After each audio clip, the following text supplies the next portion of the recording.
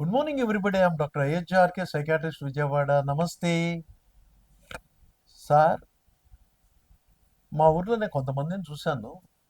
వాళ్ళు ఏదో గాలిలోండి, అంటే అక్కడ మనిషి ఉండరు రూమ్లో కానీ తన పక్కన కానీ, గాలిలోండి, గోడల్లోండి, కుర్చీల్లోండి, బల్లల్లోండి, లేకపోతే అసలు ఏమీ లేని దాని నుండి మాకేవో మాటలు వినిపిస్తున్నాయి అని తిరిగి వాళ్ళతో మాట్లాడుతుంటారు. రాయ్ ఎవడరా నువ్వు, నన్ను బెదిరిస్తున్నావు, నీ అంతు చూస్తా అని చెప్పి వీళ్ళు కూడా గాల్లోకి సమాధానం చెప్తూ ఉంటారు.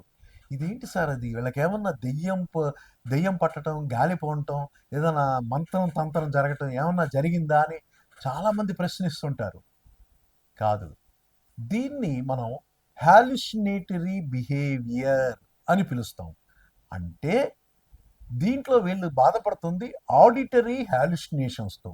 ఆడిటరీ హాలుసినేషన్స్ అంటే చుట్టుపక్కల మనిషి నిజంగా లేకపోయినా కూడా వాళ్ళ గొంతులు వినిపిస్తాయి.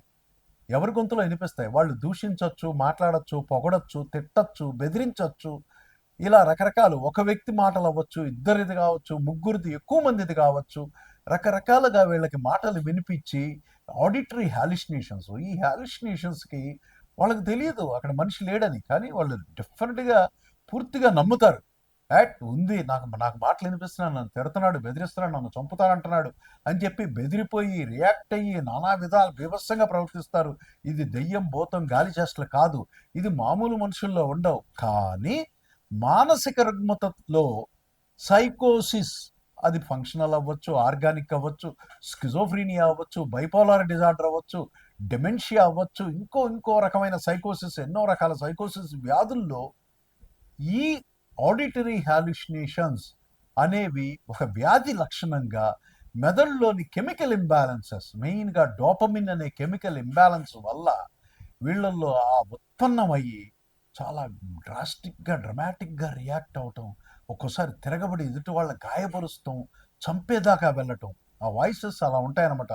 రే నిన్ను చంపేస్తా, చూసుకో తడాక, లేకపోతే అంటే వీడు భయపడిపోయి ఎదుటి వాళ్ళని గాయపరచడమో, చంపేయడానికో ఇలాంటి ప్రయత్నాలు కూడా చేయటం. ఇలాంటి దాన్ని ఆడిటరీ హాలుసినేషన్స్ లేదా హాలుసినేటరీ బిహేవియర్ అని పిలుస్తాము.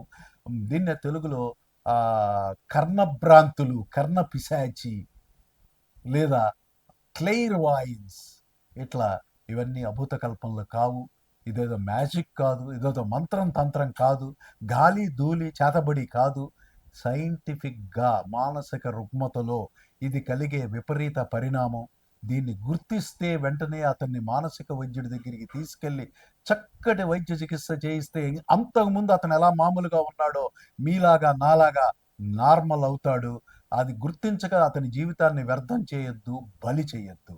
మీ డాక్టర్ అయోధ్య కే సైకాట్రిస్ట్, విజయవాడ. నమస్తే.